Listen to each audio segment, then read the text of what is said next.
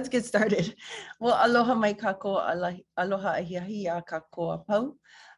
Tonight at this Hanai Kiaʻi Roundtable, we'll be sharing stories of how mākua and kupuna we have chosen to navigate through what may be considered uncomfortable conversations. Maka'olelo Hawai'i, Hoʻokamaʻilio ʻIhaʻiha. Hoʻokamaʻilio means to spark a conversation. ʻIhaʻiha is a word that describes almost like a tightening of a rope. And so sometimes we have these types of feelings of anxieties or, uncomfortable feelings within us, and we've never really been taught how to navigate through these things in life. And we have to teach ourselves, we learn from others. So those are the types of things we're going to be talking about.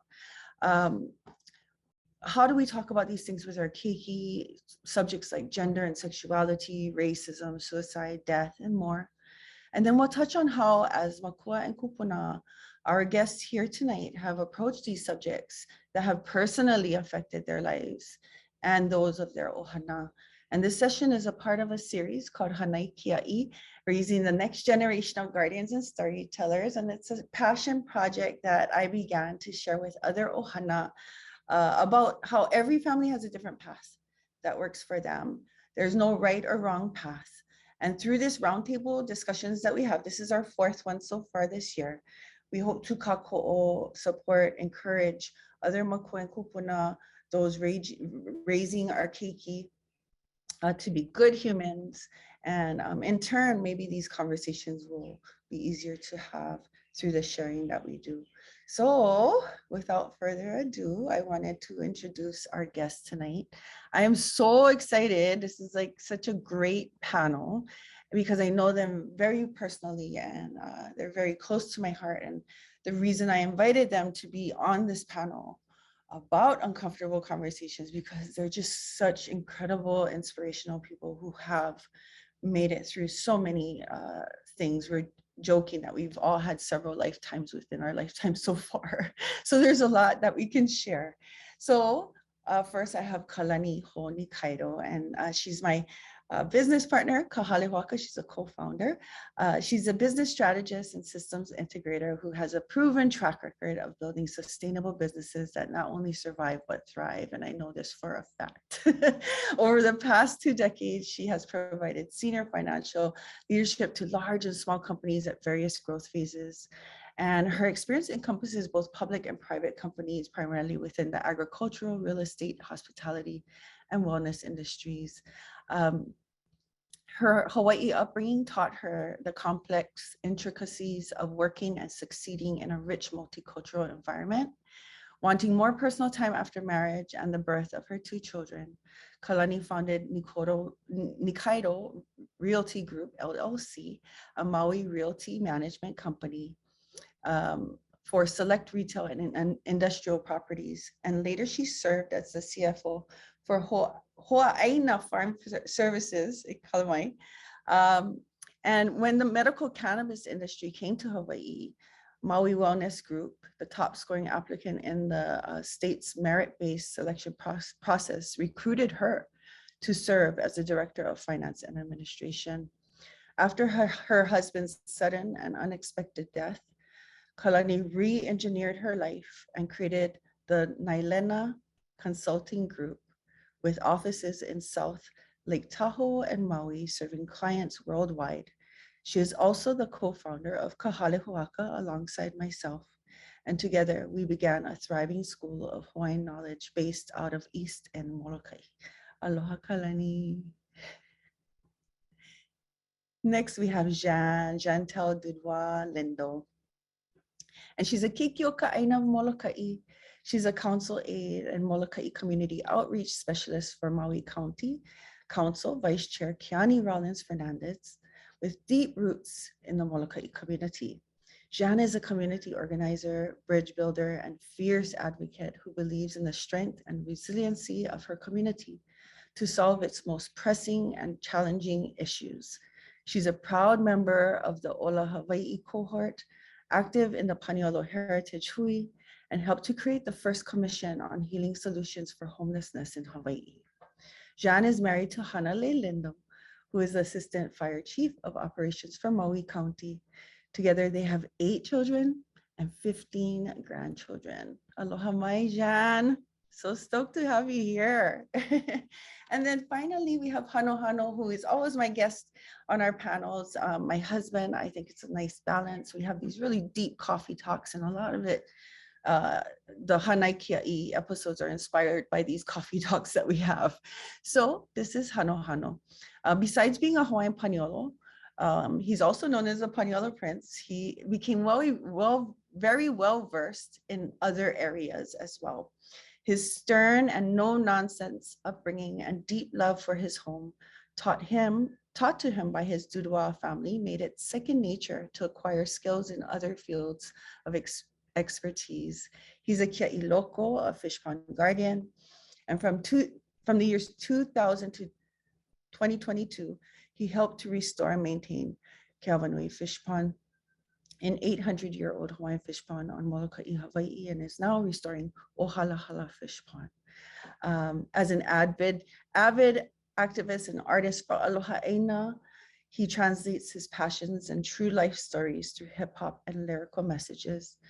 Together, myself and Hano, a master Kiaʻi loco or traditional Hawaiian fish pond guardian, have 3 keiki, and we raised them together. Our eldest is Kahale, Pomona College graduate, 2021, just graduated, walked this past year in 2022 because of COVID. Kapili Ula, who will be graduating from Princeton University in 2024, and Kawahine Ilikea, our youngest, who, like her older siblings, attends the only Hawaiian language immersion elementary school on our island home, Molokai. And together, myself and Hano share the hip hop stage as the Paniolo Prince and his Queen Maile. Aloha, Hano. I'm like stumbling over my words. You guys, I'm nervous being around you guys. You guys are an awesome panel. But I wanted to start off with the first questions. Let's get straight to it. So I'm going to ask Kalani if you can answer this question, and we'll go around and rotate. It's kind of a long one. There's a few questions in one, but I'm sure you can tie that all together seamlessly. Can you tell us about your experiences as a child when it came to your conversations about uncomfortable things with your parents? Were these conversations had? And if they were, who was the usual person to initiate the conversation? And if you don't mind sharing examples of memories that you may have when you and your parents or your grandparents had to navigate through these significant moments.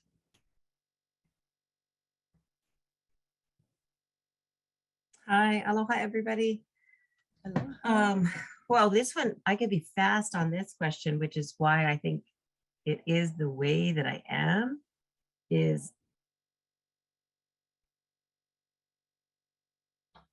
Oh, you got froze up, Kalani. nobody had the hard conversations with me. We just didn't discuss any of them. Can you hear me? Mm-hmm. Okay. Yeah. Mm-hmm. So yeah, we didn't really discuss them. And it was really challenging for me, particularly when I hit high school. There should have been a lot more discussion.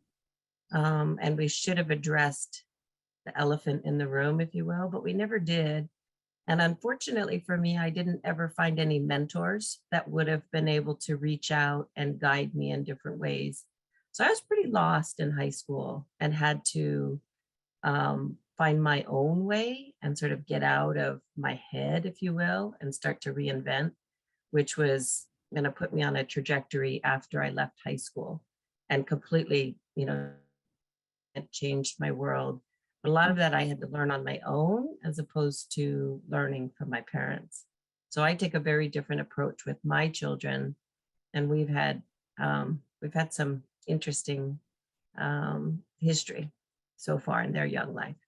Mahalo, Kalani. Yeah, I know, because it's just you and your brother, right? Yeah. Yeah. So there was no sister. Yeah. Interesting. How about you, Hano? Do you want to share a little bit about the way you were raised and how those types of situations were handled in your upbringing? I appreciate Kalani for saying what she said, because my family I don't remember having those conversations. And I think for me, it might have been, looking back into my past, I spent a lot of time with the cowboy side of my family, and I spent a good amount of time with the hula halau, with my mahu aunties. And looking back, it feels like I'm gonna try to be as real as possible in every question that we answer. And for me, it's kind of hard because I come from a very masculine place. So this feels very, very vulnerable right now. So I call it if I struggle with my words, but trying to put these thoughts into words. I remember being around my mahu aunties and my mom, because she would always be around them. There were a lot of secrets, and we you learn how to keep secrets, uncomfortable secrets, your fears, your hopes, everything. I noticed that, they kind of hid because it was scary for somebody to know. And then thinking about my paniolo side, never have feelings. Like, I remember like Uncle Porky at our Hulu Kupuna project. He said, if you were soft or scared, you go dance hula. You know, go cowboy. So I was one of the few that was able to go both sides, but I remember the cowboy side being just make hard handle. Like just put your feelings on the side. The thing that really matter. So in both instances, like I'm feeling kind of emotional right now because there was no way to have these conversations. Like I never have anybody either with my hula side or my cowboy side to express any type of feeling. It was kind of just internalized, make hard, put on the side, compartmentalize, deal with, and move on. So yeah, I think I always try to put some kind of humor in everything that I do. And I just kept thinking about one of the hardest, most uncomfortable conversations that me and my family had was whether or not to leave my dad in jail. Because he would potty, he would get in trouble, and then for some reason, for some stupid reason, he'd end up in jail. And he would end up calling home. And for the first couple years, me and my sister, I remember just cry, yeah, mom, go get dad, go get dad. And very quickly, I would change my mind. Like this is enough. This is too much. So I remember one of the most uncomfortable times was when mom, she'd always take vote. So I remember the first time me and her would never vote for take dad out of jail.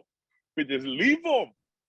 And my sister was crying, and then end up I would switch vote. I wouldn't wish wash. I would switch vote.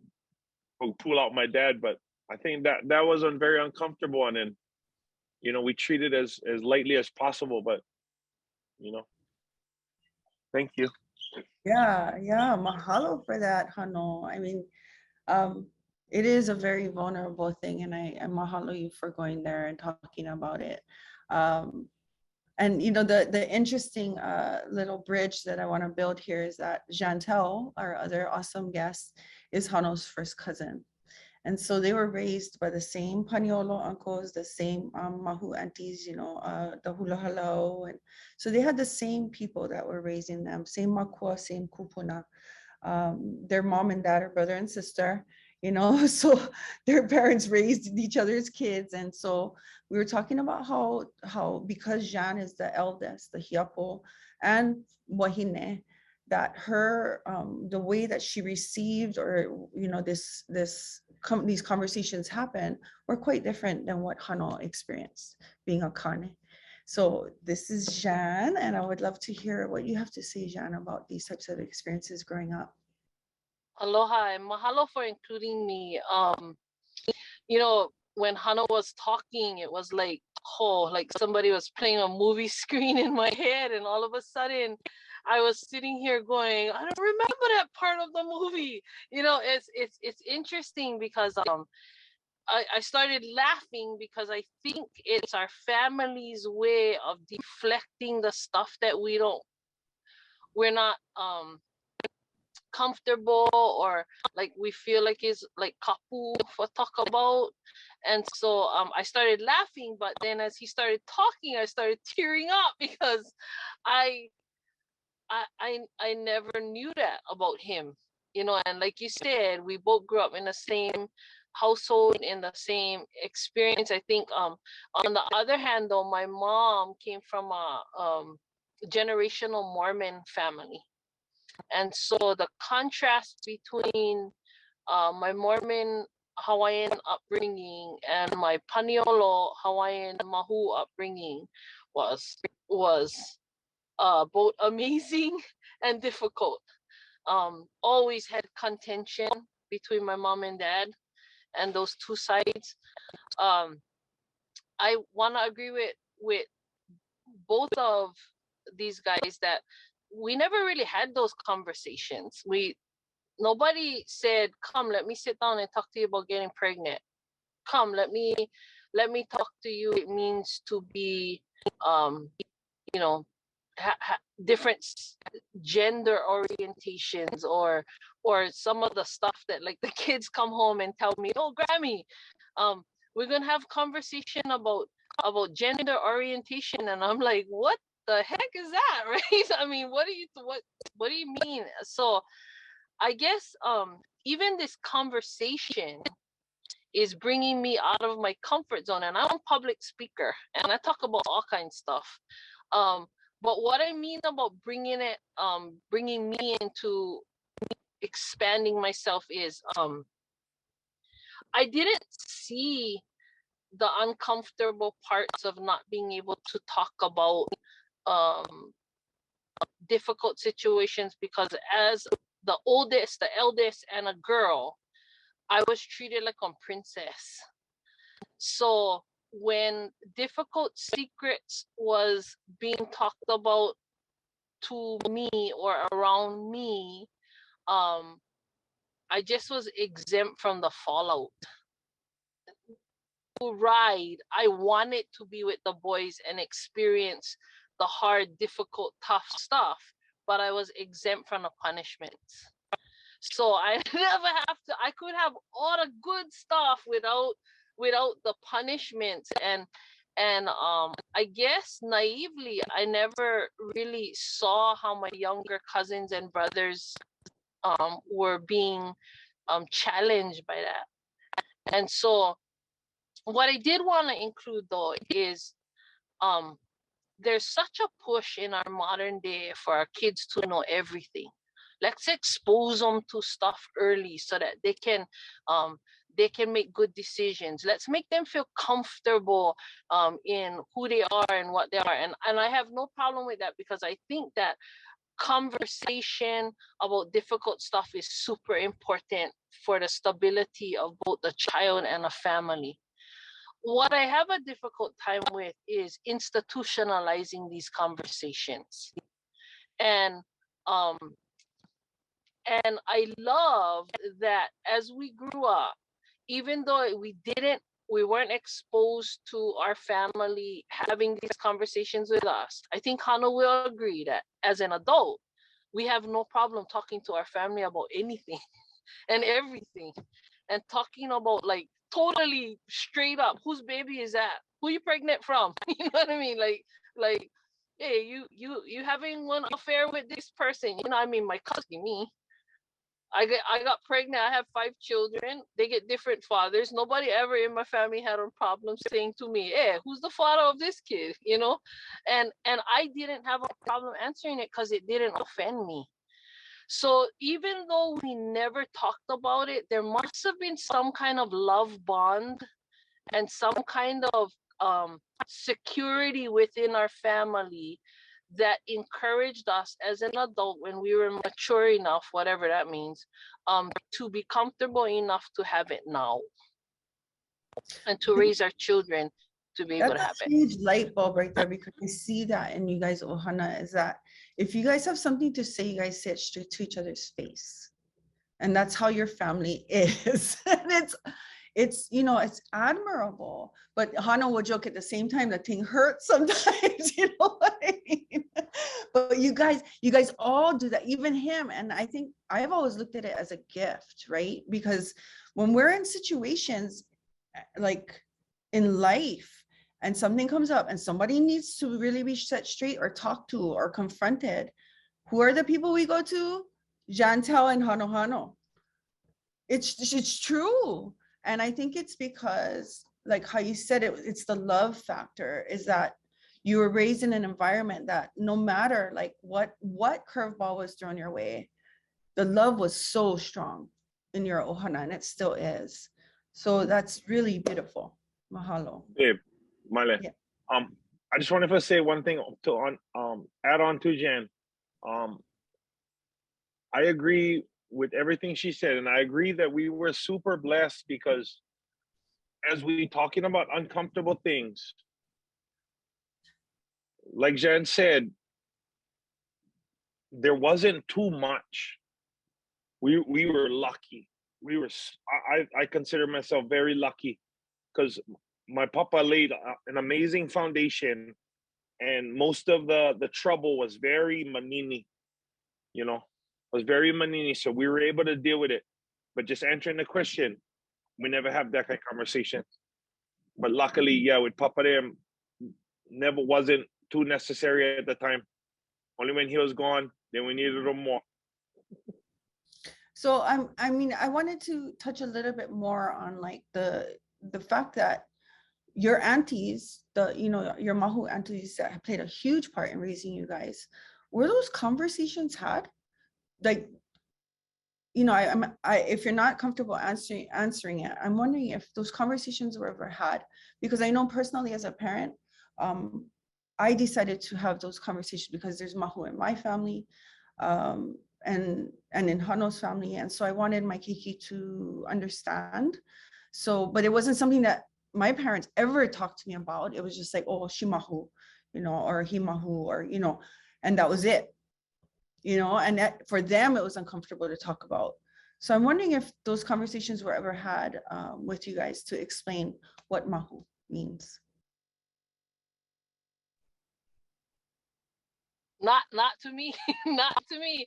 I thought mahu meant the pathway to being a princess. I like, it was so funny because they dressed the most beautiful. They had the most beautiful shoes. It was like I said, I came from my mom was a Mormon, so it was really conservative the way that they dressed. So coming to our aunties on that side with the glitter and the shine and the makeup and all that stuff was just like, was a little girl's paradise. I don't think I even knew what mahu meant until I became one teenager. It's funny because we get cousins and kids of ours, our cousins' kids, who didn't know until recently, and they're like 20 years old, that some of our aunties were not aunties, you know. And I guess what I would just add on to that is, I don't even till this day know why it would have been important for me to know the difference. And maybe that's part of the success of our family being able to love without conditions, because it really didn't matter, at least to me. It just was, yeah. Awesome.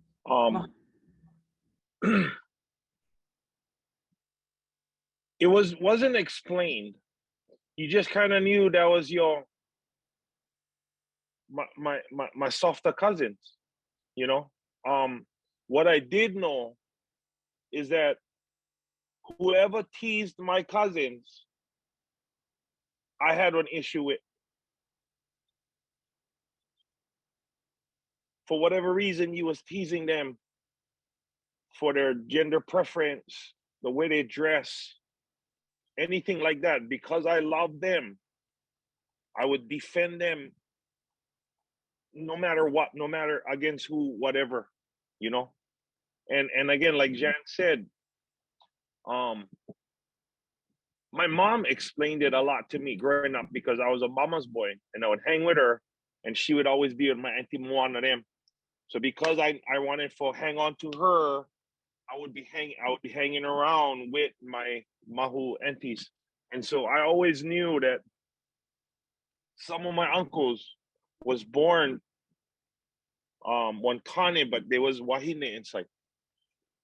So I had those conversations with my mom, you know, just not from my aunties or my mahu cousins or stuff like that. But that's the way mom related it to me, because her best friend, Auntie Chocho, was mahu. My godparent, Auntie Moana, was mahu. You know, I was just surrounded by it. And so that's what I understood it to be. And because it made sense to me, it did not make sense for anybody to tease them. I wouldn't allow that. Yeah, you know, Can I just yes, go ahead. Can I just add into that? Part of, I think, what made our family different and what I see being different in the world is that the mahu in our family didn't try to stand out or wave the poor me card or try to be exempt from things. They would work exactly the same as us. They attended the same. When they got razzed down, it wasn't poor thing me because everybody's bullying me. They just would fight their battles and they lived out their lives as if, you know what I mean? So there was no like the society or the world had to be responsible for their choice. And because of that, because they didn't try to draw attention to themselves and they just lived lives to be happy, and that was their choice, and didn't impose these choices on other people, I think it made it easier. And I'm not totally not implying that people impose their, you know, gender choice or whatever to anybody, but I just think in our situation, part of the success of us not being tainted by that would be that they didn't ask for any special treatment to be part of the family. And I also know, like, take away from, I know that there are instances where there's a lot of like perversion and things happening in other situations that people are maybe listening in and going, that's not our life and that's not the experience we had. But we can only talk about and be experts on what we know, yeah, and what I know. So that would be. I wanted to go back a little bit. I know there's like so many different subjects of what these conversations might be like, but I wanted to talk a little bit about sex, the conversation of sex, right? And what was your experience growing up like? You know, for me, my mom busted out like some medical anatomy book that was like this fat. She was like, it's time. And she opened up the book and she showed me this like diagram of the women's anatomy. And, you know, she explained the whole scientific part of it, you know, and it was very strange. And then she took me through the motions of how to take care of my hygiene and all that type of stuff. And then that was it. Like, that was it. You know, it was nothing. It was never talked about again. It was kind of this kapu thing. And then even when it came to, you know, she said, now you can have a baby, basically, you know, and that was it. And so when it came to all the other stuff, I attended Kamehameha schools from kindergarten through high school. And they really, it's a huge part of the curriculum at Kamehameha schools. So they brought it in 4th grade, 5th grade, 6th grade, 7th grade, 8th grade, and 9th grade. And I had it again in 11th grade. You know, so that's where my sexual education came from. But I know everybody has different experiences. So I wanted, if any three of you wanted to just share, like, you know, any type of story that you have about that. Anybody? Kalani, I see you smiling. I know I was going to give her the chance for speak I know first, you but all I'll bust the ice. It's like, let the expert speak first. Okay, so I have 5 children from 4 different men. So I guess that kind of makes me the expert on the panel. But all joking aside, I would never have dreamed of asking my parents about sex. But there was a level of respect and love in our family growing up. And like Hano always talks about my dad and mom, but there was something about being raised in there we had from our grandparents that wasn't a desire to go be kolohe and venture into those kinds of things, at least for me, as growing up as a child. So there was never an allure to that, because there was this level of respect between my parents and I, and they said, no, you're not gonna have sex till you get married. Where the breakdown came was that if you don't create one safe place for your children, and not just your children, but even as husband and wife, to talk about difficult things like sex, they're gonna find one safe place to talk about it with somebody, cause you gotta know, and you get peer pressure and pressured into these things. So my first experience was terrible, and I got pregnant on the very first try. I was fertile myrtle, and I got pregnant on the very first time. And from there, the result in my head, and I'm being super honest, the result in my head, because I never had any prior guidance or knowledge about sex, was, ooh, this is powerful. Like, there are things you can get and do by having this power over men, over the situation, and not just women to men, but men to women. And living in one small community, it became one stigma and was junk, because there was plenty I had to offer that was nothing to do with sex. But now all of a sudden, now this whole community and people are basing your reputation on the choices you make that really were formulated from a lack of having one safe place and people who were willing to talk about not the physical aspects of sex, but what I'm worth. That's the conversation.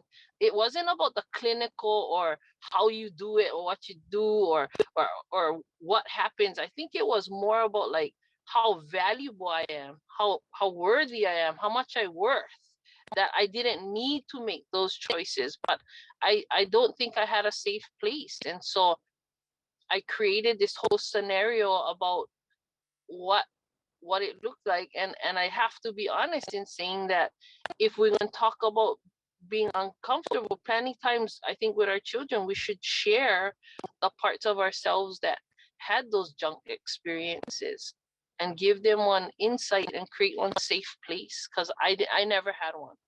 And so that's what kind of contributed a lot to the decision, and like Kalani said, the trajectory of my life for a little bit. Mahalo, Jan. Kalani, did you want to add to that, or yeah?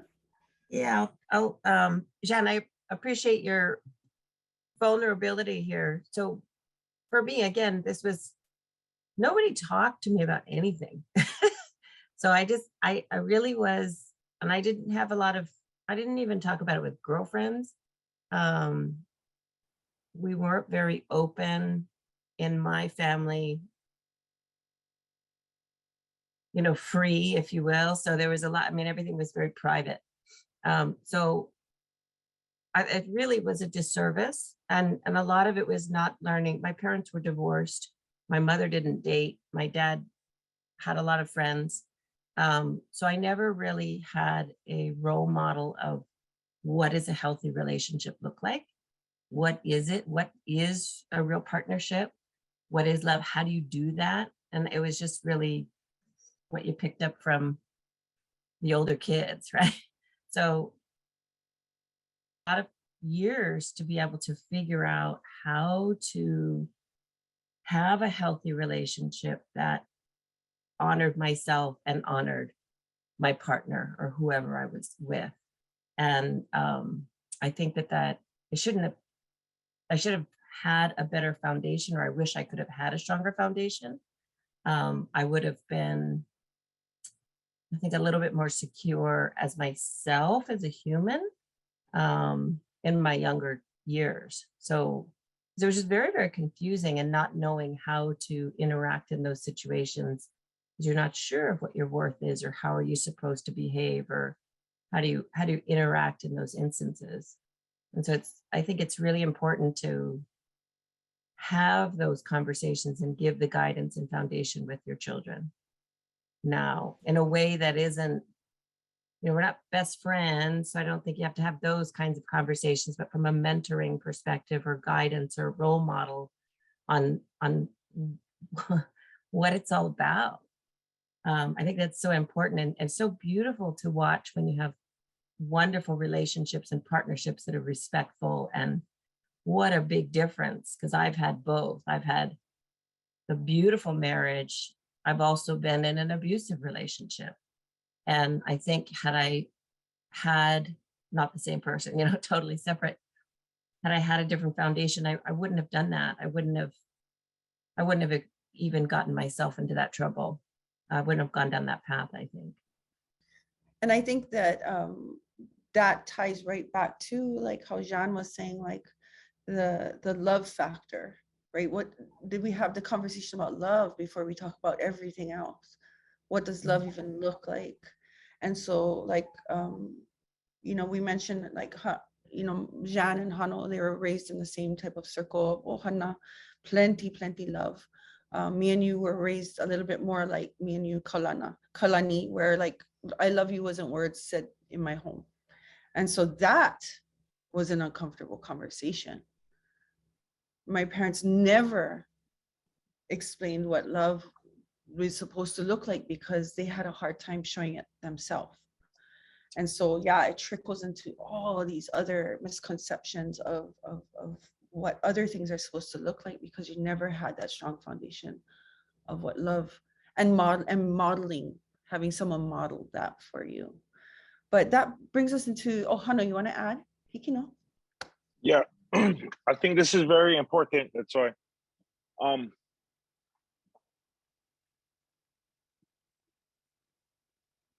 Parents need to somehow have these conversations, because these conversations will be had with the kid via somebody else. So I think that's what I wanted to contribute, is that hanging on to my motto and being around my mahu aunties, when you listen to the stories, when sound very exciting,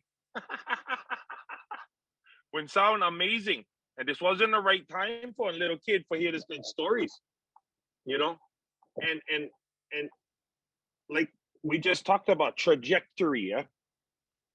Like, so adult conversations around your kids, I think as mākua, we need to be very responsible about who the kids stay around and what they're listening to, especially when it comes to adult conversations, because of trajectory. My mahu aunties was put me on this, Jan said earlier, this little bit more perverse trajectory, in the sense of, what sex was, what love, what that kind of action was. And I think what even took it to another level is my dad's best friend was my Uncle Morris Thompson. He was labeled clinically insane. That was my partner for ride home in the back of the truck daily. And so he would tell me stuff about, about sports, about sex, about this kind of stuff that was totally like gone. Was totally gone. But all I knew is that was my uncle, And so again, like, I think the looking back at these incidents and talking about trajectory, for us to be very responsible with who our kids are having these conversations with, and knowing, you know, just who you putting them with. It'll get easier when they get older if they're not put in these situations where trajectory take them off course and they got to find their way all the way back to, you know, to normal. Right. And when pono. we talk about, oh, if we don't have the conversations and they will with someone else, you usually think, oh, peers, TV. You don't really immediately think, oh, another adult. Yeah, in those 10 minutes that I wasn't looking, or, you know, in the ride in the back of the truck that you thought was totally innocent, right? And so, yeah, so anything can happen. And what is that face for? So so so, you know, I think that's an important conversation to be had, right? If about these uncomfortable conversations, it's better to just have them, because who knows what might influence our keiki. So that brings me to the second Nino, or the question that I have here. And I think we started with Jean, so we're going to start with Hano on this one. As a makua, what are ways that you have confronted these moments in your life as a parent? And were there learning curves that really challenged you? And if you don't mind sharing a bit of your stories of trials and triumphs, and we're talking about, I guess, our three keiki that we've raised together, if you want to share any moments. First of all, I'd like to thank our three keiki's mama. She's made it very easy, you know, and the road is pretty paved, you know. The intention was set early. We have a lot of open conversations. I remember the first time I met her, our two older kids is not my biological. I received them at like 7 and 3 years old. And the first thing I noticed about my wahine was she would explain everything, anything, and come thoroughly. And I was impressed. I was like, this is amazing. You know, any kind of question they had, she would go explain it all the way. We had the conversation about, you know, what is gay, lesbian, and mahu early in our families, the kind coming together. So I've never experienced too much of my kids because we've been so open. But what I think I would like to talk about is I've been teaching and at Kiaʻi and at the fish pond. I've coached all different kinds of sports. Here and in those places is where I met kids like boys who their father just committed suicide.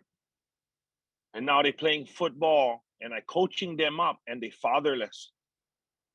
You know? So now I'm trying to reach them, encourage them, help them, and become a figure that they just lost. And on Molokai, this happens way more often than we'd like to admit. And I believe it happens in a lot of Native communities, you know. But we're losing men too fast. On Molokai, the suicide always has to do with drugs, money, and when deep love. When love that they feel like they cannot lose. And for some reason, if they lose them, everybody gonna talk about them and it's not even worth living. And for me, I think that has been one of the hardest things for confront as on coach, as on father figure here on the island. And I think it happens way too often. But yeah, I think these moments that I have with other kids, a lot of times because that's not my kids, it's way easier for have the conversation. It's way easier for get them for tell me stuff way easier for me for be there for them and encourage them and have the right words instead of being right in front of my kids sometimes. So I think this goes back to sometimes like one of the other workshops we had of who is in your va'a, because sometimes you might not be the right person for be able to talk to your kid. Your kid might need somebody else. And so I think that's my point is I feel very proud to have been there for being that person to some of these kids because they never have their dad or they never have that adult for have that conversation with, and just happened I was there for notice that, recognize that, and care enough for try and kind of help them out a little bit in their time of need. Mahalo, Hano. And that is the, besides us being makua, where the word makua really means adult. It doesn't just mean like a biological parent, it means an adult. And so, Molokai especially, it's a village raising everybody's keiki, right? And so mahalo for touching on that, because I didn't even think about that when I asked the question. It's like there's so many other keiki that we're helping to raise every day. So mahalo for what you do. Kalani, you want to add something to that? I do.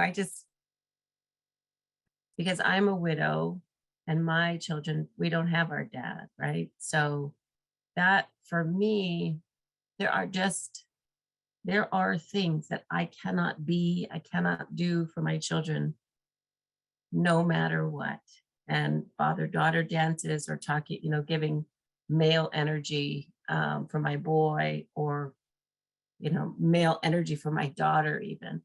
And so I thank you for doing that. It's very, very generous. And it's so needed for parents or for families that just have one parent. Either way, right? If it's just a mom or if it's just a dad, but there's really something missing in that dynamic for the children. And it's so impactful. And so thank you for doing that. And it really is, I look at building, who am I going to bring around the children? Who can I have to help me? Who can I reach out to help me raise my children without having my counterpart, without having my husband to plan how we're going to do that together? So I'm always looking for resources, always looking for examples out there that are doing it right, doing it well. How do I learn from them? Asking questions. And I think that's one of the biggest things. When you become a new parent, it's so humbling because nobody gave you a rule book. You have no idea what to do. Mother Nature is really nice because they don't move at first and they just kind of sit there for a while. You kind of figure it out and you realize, oh my God, like this kid is custom built for me. I won't break them. I can figure this out at the right pacing. And it's really good to continue to learn and always be humble and asking people that are a few years ahead of you, because we don't know the answer. And I didn't grow up with a lot of good models in my home life. So I really don't know. And so I really look to see what other people are doing and ask the questions. What do you do? How do you think about it? How does it work? And it's just really amazing, the generosity of people to share when they're ahead of it. It's wonderful. So thank you for that. I really appreciate it. Mahalo, Kalani. I always have to add in how much I admire Kalani to everybody that I introduce her to. She's a few years younger than me, but I feel like I can learn and look up to her because the way that she navigates through these really rough patches in life is quite beautiful to witness, Kalani. And I can learn. You've taught me a lot. Mahalo. Oh, you're welcome. It's mutual. It totally is. No. Oh, okay. This is why we started this thing, right? This is why we do this. Yeah, right. Exactly. Two mamas, just dreaming Right. big babies. Yeah. And speaking of mamas, Jantel, super mama. So Janelle didn't mention Yeah, she's raised you and Hana 5 keiki, but how many do you have foster keiki that you and Hana as well? yes, You have raised your 3. 5 keiki, yeah, 3. Oh, I know, just so beautiful what you and Hana are doing. So if you want to share, if you could share a little bit about being your, being Yeah. a Mākua. Um. So I'm gonna take on a little bit different approach. Wonderful husband. Some people, they're lucky, they find the right one right away. I took the long way through China to find the right one. And so I was a single parent for 30 years almost of my life. I actually was married. This is my 3rd marriage. So it took me a while to find that place where I had everything that I needed to thrive. Outside of that was just a really hard road, difficult. Lucky I had good support, good family, and all that stuff. But when I was raising my children as a single parent, um, I I totally was just on survival mode. And I think I want to address that sort of parenting and that sort of um, limitations as a single parent. When we're growing up, we're trying our best. We're trying, and already society has labeled that the child is at a deficit. At least when I was growing up in the 80s, the 90s, that because I was a single parent, our child was growing up in deficit. So they go to school and they get labeled as being from these broken homes or whatever you want to call them. So then it sent me into hyperdrive to try to look for all these support needed help from, to give my fatherless children more support, join Big Brothers Big Sisters, just different kinds of organizations and places that I went out for these cookie cutter solutions to all these parenting problems that I had. So here I am now, 53, with grown children, a wonderful life. And I realized that what I needed the whole time was what I was born with, which was a knowledge of a very spiritual, strong belief and trust in Keakua. And if I had been able to rally around that belief earlier in my life, I have no doubt that my children would have benefited from me being able to do more of the conversations and those things on my own. I have wonderful children. They graduated from college. They are all just wonderful kids, but they pretty much grew up with mama on survival mode. So survival mode means inappropriate conversations sometimes, means that's all right, that's just the way it is. Mommy is not really modeling the greatest relationships for you. That's why you get papa and grandma and all those other guys. No look at me, no do what I do. I always joke that the success of my children came from me being the worst example of one good relationship and those kinds of things. And yet here I am, so blessed and fortunate to have gone down those paths, because what I know is outside of struggling, I also now am equipped to be able to tell the world that you cannot possibly fail at being one parent if you continue to try, and if you know that you get a good support system and you're willing to be healed. Because in order for you to be a good parent, you gotta first know that you healed. You gotta be a well person, and I think what we have in common, the 4 of us right here, is there was a point in our lives when we decided that we wanted to be healed from our hurts, from our letdowns, from our self-inflicted limitations. And we decided that we were going to empower ourselves to be okay, that we never reached the things that we wanted to. And once we were healed from that, all of a sudden our lives just didn't explode. And now we ready for turnover, all that good stuff. If we all broken up and we get all of our hang-ups, you know, hard to go and tell our kids for do good stuff when we're not doing the stuff that we should be doing. Hard, and that's why it's important for us to have people like you and Hano and Kalani who develop programs to help our children. Absolutely. Mahalo. I wanted to add onto Jan's comment. You're absolutely right. I had to go through my grief journey, and I learned pretty quickly. I was like, okay, if the mothership is okay, my kids will be okay.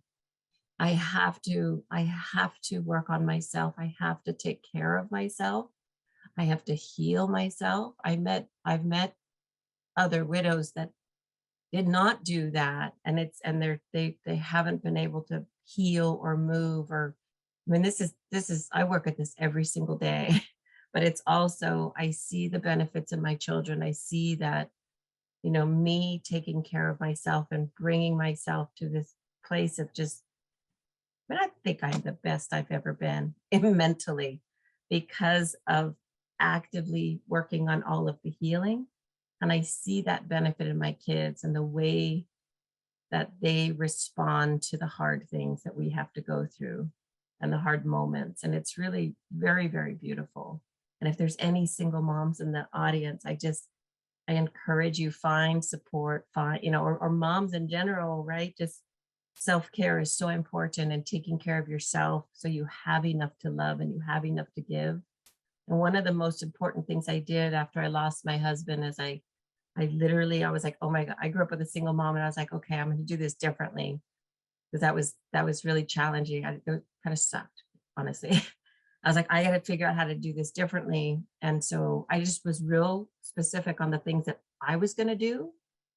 And then I wrote down everything that I was going to find somebody else to do. And some of it was, it was just like, I was real focused and kept the list really small. And I wasn't going to try to do everything. And I just was like, I'm okay that I can't do everything. Because if I try to be the mom, the fun, the person, and put food on the table, I was going to blow it, right? It wouldn't have worked. And I think that that's worked. And it was really hard, because you're supposed to be able to do everything. And I'm okay. The world hasn't ended. And the kids are, then I can sleep at night, and I don't get everything done. And that is okay. I get a lot of stuff done, do a lot, but I certainly don't get everything done. So it's really, taking care of yourself first, and then the kids, they'll be okay, is what I'm seeing and learning. Yeah, I think, that's, as parents, we really have that, the ability and that power to kind of be able to, be able to know when is the right time to talk about things, when it's not the right time to talk about things. Like when you're talking about your grief, it took me a flashback to when my two oldest children's father left me, had an affair, left me. And you go through a grieving process, and they were very young at the time, and I didn't know what was happening to me. I didn't know I was grieving. But I had a nervous breakdown. Never had one in my life, but I had one when the reality hit me. I came out of the shower one day and completely collapsed. And my 6-year-old son at the time was there with me, and he was old enough to freak out.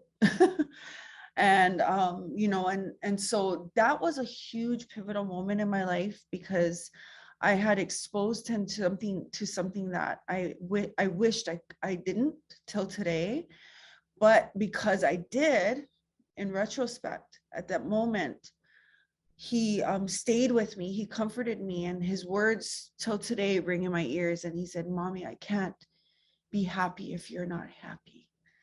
And so it was like this really thin, fine line. Like, what do you share? When do you filter things? And what do you do when you just can't filter things?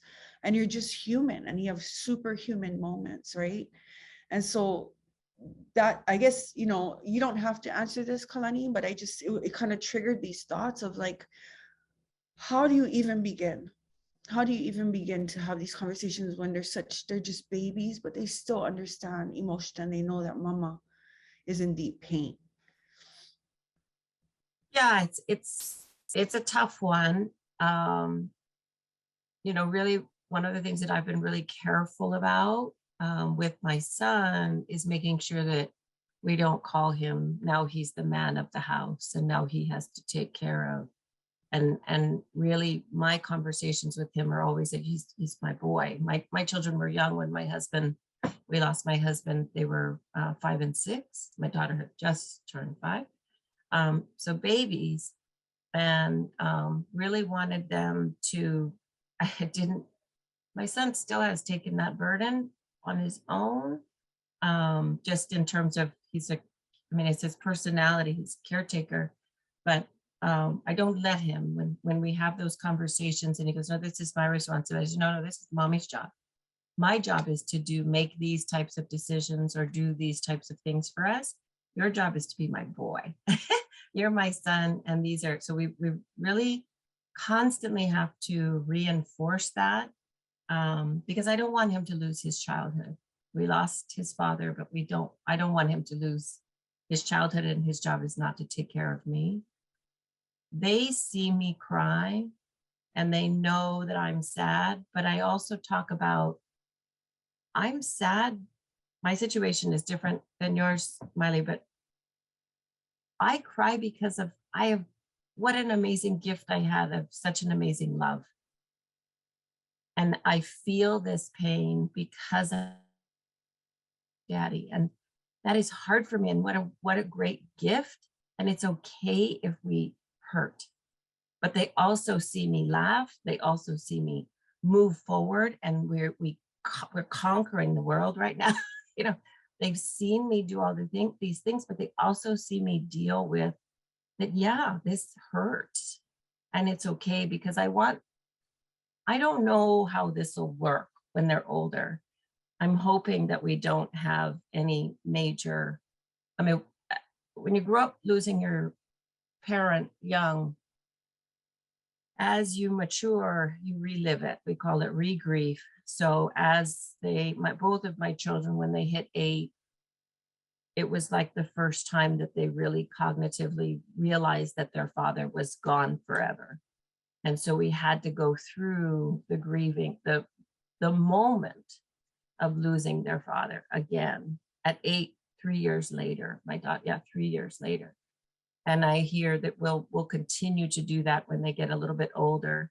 But all of these significant moments, the recital, the Father's Day thing, Father's Day, all these moments where they're painful. And just like these uncomfortable conversations, nobody ever talked to me when I was growing up. I didn't know how to process my emotions.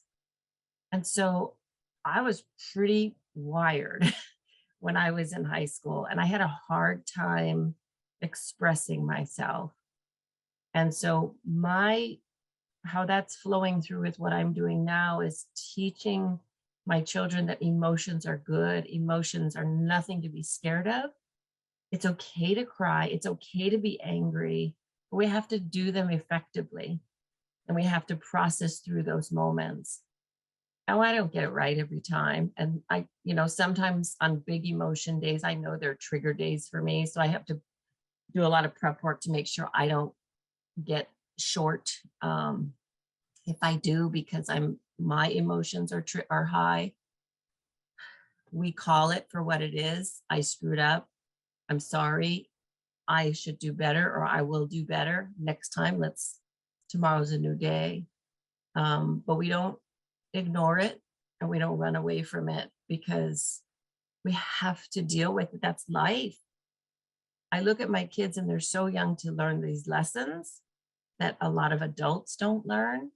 And it hurts me to see them go through that pain now. But I also look at it as an amazing gift for them because we're learning how to deal with these. They're very resilient. They can maneuver. And I think that will carry them tremendously when they're older. So that's how we handle those. We go head in. We just go right in. Mahalo for sharing that, Kalani. Oh, wow. You know, all these conversations are triggering memories within me too. And so I guess that brings us to the last question. And I wrote this question because I know for myself, it played a big factor in kind of being a compass, a foundation for myself as far as how I wanted to approach certain types of situations when it came to my keiki and raising them. So this question is I'm gonna start with, who's the first one now? Is it Jan? Jan Oi? Are you the first one? Yeah. Okay.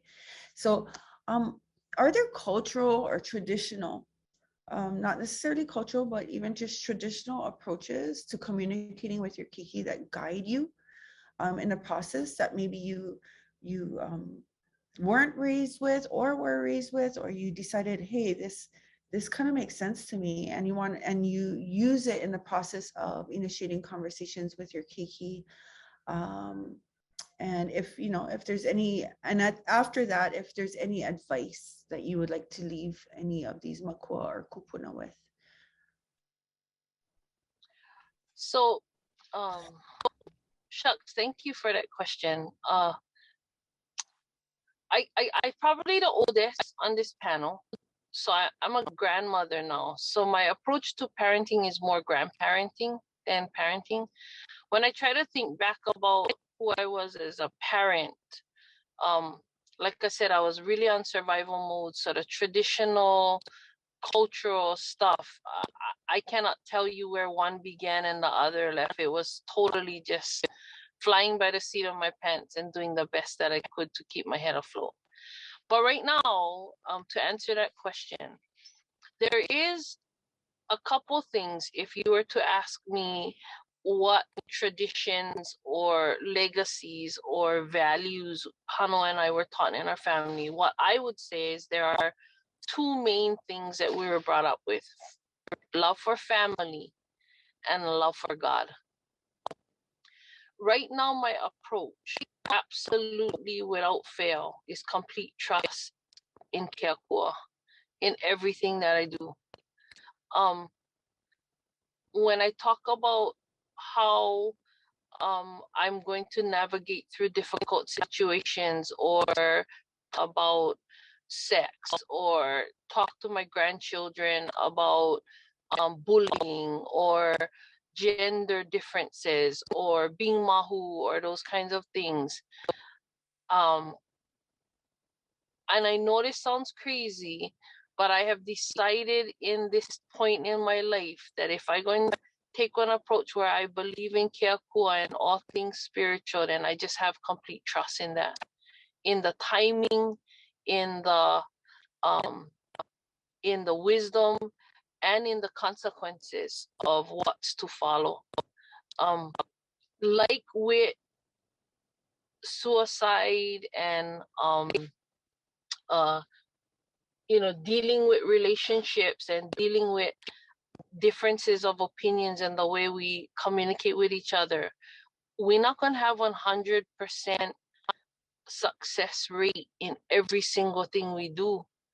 And I gotta be okay with that with my kids too. I feel like ultimate trust in Keakua to me means that I start from victory, and so I have nothing to lose by being all in. And that's my approach to grandparenting and parenting at this point in my life. I think the advice that I would have is, mostly because this is my heart right now, is correcting the nation for people who proclaim to know God and want to be representations and use those kind of godly religious contexts in condemning our children and making them feel like they're unloved. My advice would be, know the truth before you open your mouth. Don't be the type of keakua, godly believer, or person that wants to raise your children knowing God and all those things, and then preach falsities. Love, the Bible says love is God and God is love. And if that's the truth, then love is not one emotion based on our circumstance or what other people do for us, so we give them more love. Love is a person. Love is a sense and a state of being. And in me, I have decided by choice that I am so loved by this creator that I get to benefit and bless and walk around as an extension of that love, regardless of if people love me back. And if I can give that example to my children, then I create one safe place for them. I create one place where people are comfortable to share and not be condemned or pointed out or discarded because they don't meet my standards or the standards of society. And I have also decided that I remain in constant joy no matter the climate or the situation. So my advice would be speak truth when you're speaking to your kids. And it doesn't just mean in content, but in context. Who are you? Who do you really is the legacy you're trying to provide your children with?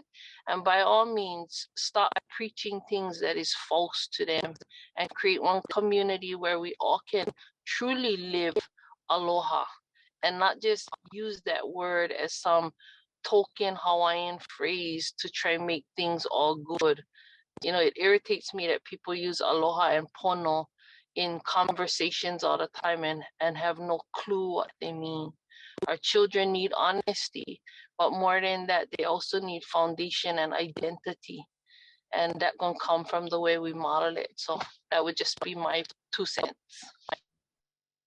That was awesome. That was awesome. Mahalo, Jean.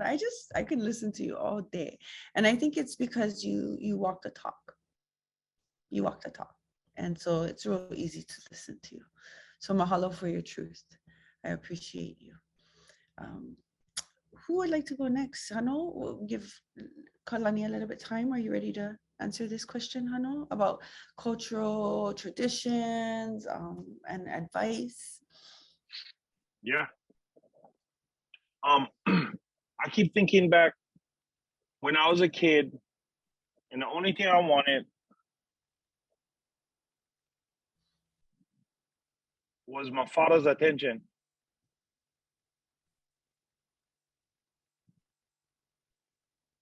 And so I know for a fact that's something I'm going to give my kids in heaps. I think, and as I was thinking about that, I was thinking about how much problems can be avoided and averted if you just put enough attention on you into your kids, you know. And then I was thinking about cultural practices. What I enjoyed the most growing up with my uncles and my family was when we used to play together. Whatever sport, whatever, anything we was playing together sparked conversation, sparked chemistry, camaraderie. It was bonding. So I know I hold fast to that to this day. I love playing with my kids. I love playing with all kids and having that time to bond, to share, to give them the trust, the security, and yet the fun and you know. I was thinking about what Jan was saying too, and I agree with everything she said. I also agree with that love is not favor. Like love is love. And if we love our kids, you know, own them. Like we supposed to be the best guides as possible. Like There shouldn't be any favor. There should just be love. I've seen that firsthand, how favor was disguised as love. And that favor disguised as love leads to a dependency. For example, my papa was so awesome. He was so awesome that he would love everybody, but he would favor a few. And this favor would be, I get you anything. I buy you whatever you like. I love you more. You can eat whatever you like, whatever.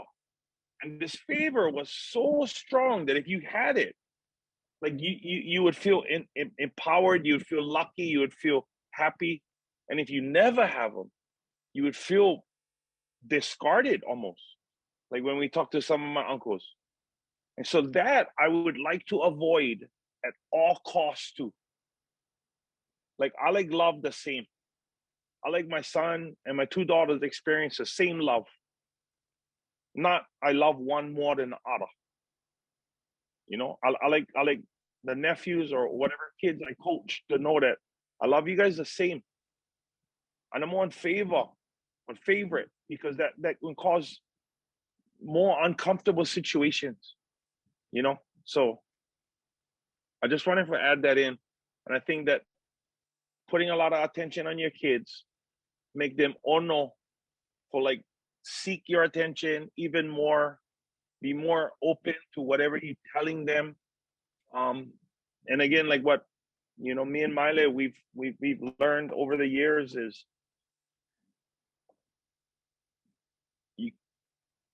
no force your kid for do something you really like them do on their own.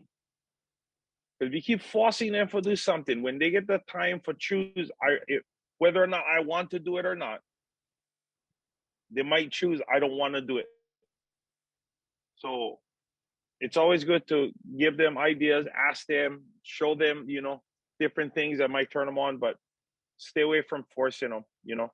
And one thing I learned from Maile that I have to say before all of this ends is that I grew up, anytime you mess up, whap, you one backhand away from fixing.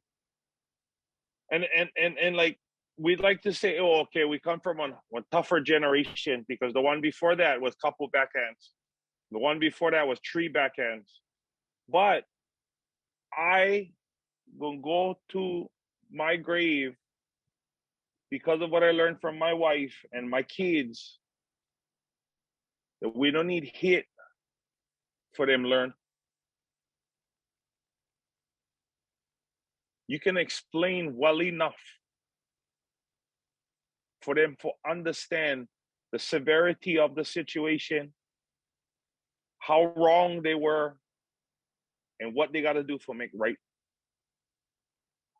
And because I've learned that from my wahine and with my kids, the bond that I have with my kids is so strong. It's stronger than, I would say, the bond that I get with my dad. Way stronger, you know? And I think that's because of the corrections that we've made, but also the lessons that we've learned and how to apply them. I think the last thing I get to say,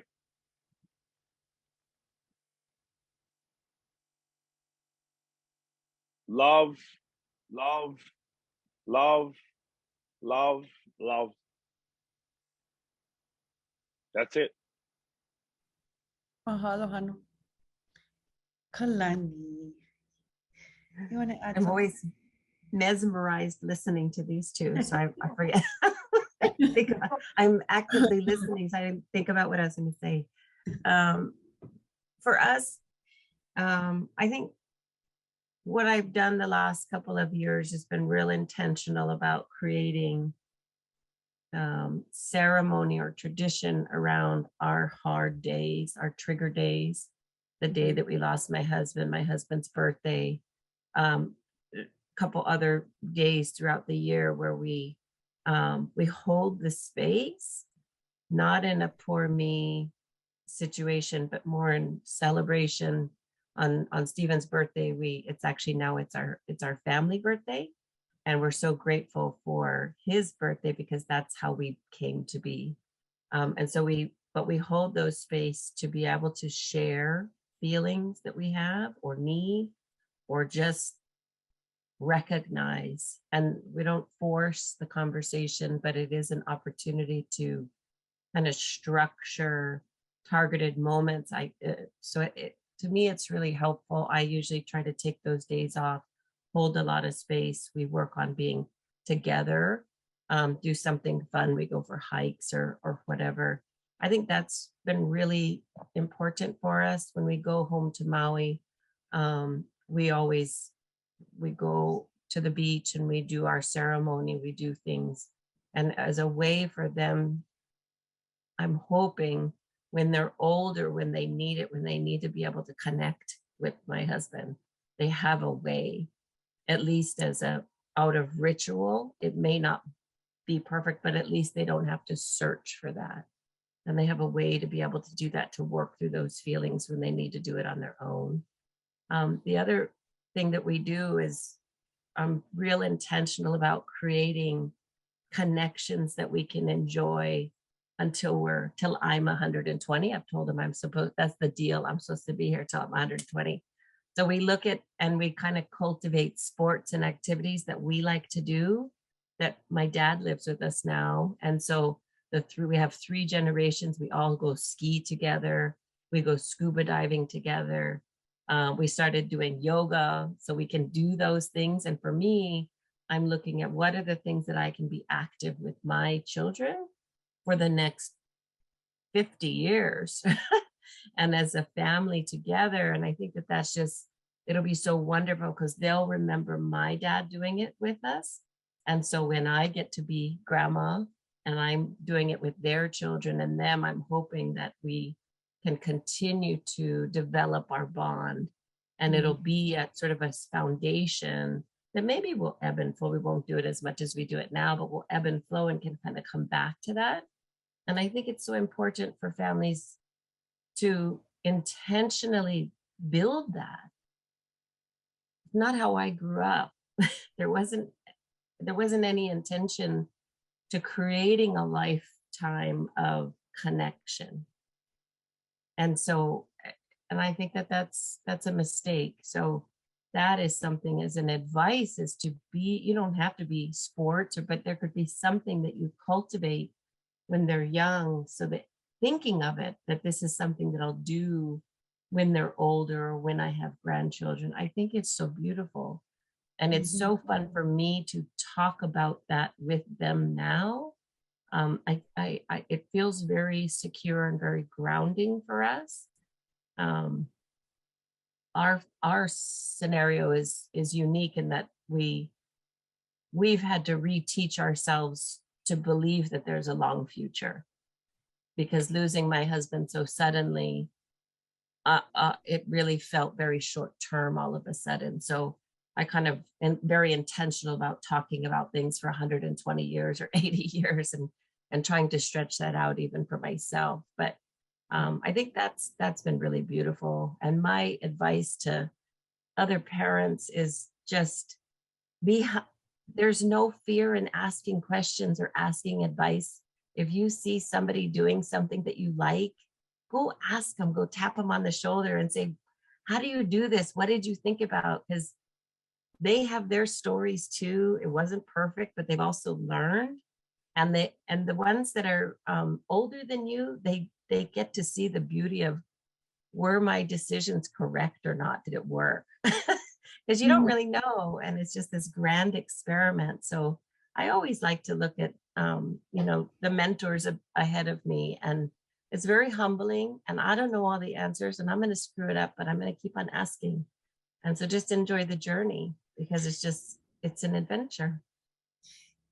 Mahalo. And I shared earlier that you've taught me a lot, just watching you, learn, trial and error, go through the process of life. And one thing I really kind of like, and I actually adopted, was embrace the suck. Kalanios, we as a family, they realize that some days you just gotta embrace the suck. It just, feels kind of sucky today. And so we gotta ride through it, let it pass. And and from that, you guys have, embraced all these new types of traditions and ways to spark joy. And it's just a really beautiful thing, because I lost both of my parents in the last 2 years. And so you say you reach out to the ones that can help you or have maybe been through it before, and so that in that way you were that for me. Just when you said, just don't do any work today, okay? Like, I'm not gonna let you do any work today. You just go embrace the suck today. I'm like, okay, that's what I'm gonna go do, embrace the suck, And it works. And Hano's seen it, and I'm able to recognize that now, that emotions need to process in order for me to be the best mom that I can be, and to navigate through death, so that hopefully I can model it in a more, whatever, I don't know if positive is the right word, but in a light where my kids, when they have to, embrace the suck of their mama or their daddy being gone, that maybe they will be able to navigate through it a little bit easier. So I mahalo you. We're all on each other's va'a, all of you guys on the panel here with me. And so again, mahalo nui. And we're at the end. Wanted to mahalo again, mahalo nui a o ko pakahia pau for hanging out with us on this Hanai Kiaʻi Roundtable. And it was a very deep ono conversation. So mahalo to our guests. Yeah, Kalani and Jen, love you guys. Thank you. Love you. Oh my goodness, I just love you guys. I mean, it's such an awesome conversations like this heal everybody. And I could feel the healing happening even in my own self, and it was just an awesome opportunity. So thank you guys so much for everything. Mahalo. Thank you.